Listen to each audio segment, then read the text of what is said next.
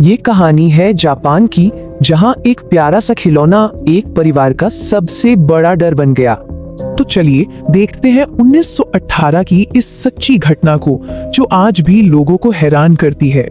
ये कहानी डर से नहीं, बल्कि एक भाई और बहन के प्यार से शुरू होती है।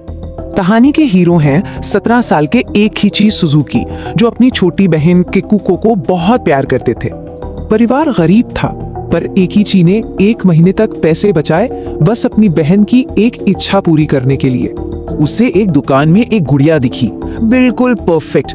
उसकी आंखें इतनी गहरी थीं, मानो सब देख रही हों। किकुको इतनी खुश हुई, उसने गुड़िया का नाम ओकी को रखा और उसे कभी खुद से अलग नहीं किया।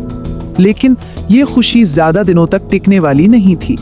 अचानक किकुको को मलेरिया हो गया और उसने ओकीको को पकड़े पकड़े ही दम तोड़ दिया। परिवार ने किकुको की याद में गुड़िया को घर में रख लिया और बस यहीं से शुरू हुआ अजीब घटनाओं का सिलसिला। पहले तो सिर्फ रात में बच्चे के हंसने और फुसफुसाने की हल्की आवाजें आती थीं, लेकिन फिर इकिची ने कुछ ऐसा देखा जिससे सबके होश उड़ गए। गुड़िया के बाल बढ़ रहे थे। घबराकर मां ने गुड़िया के बाल काट दिए, पर यह उनकी सबसे बड़ी गलती थी।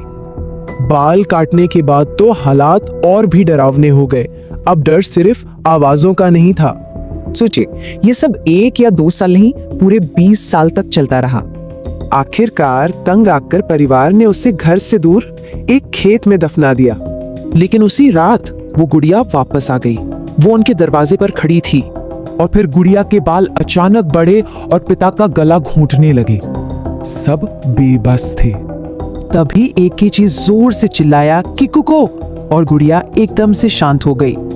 इस भयानक रात के बाद परिवार समझ गया कि वो इसे नहीं रख सकते। उन्होंने गुड़िया मंदिर को दे दी।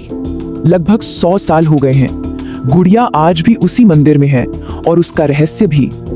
आज भी उसके बाल बढ़ते हैं और तो और उसका मुंह भी धीरे धीरे खुल रहा है, जैसे कुछ कहना चाहती हो। हर कहानी का एक अंत होता है, एक समाधान। लेकिन ओकीको की कहानी का कोई अंत नहीं है। तो क्या ये सच में किकुको की आत्मा है, या फिर इस गुड़िया का कोई और भी गहरा अनकहा राज है?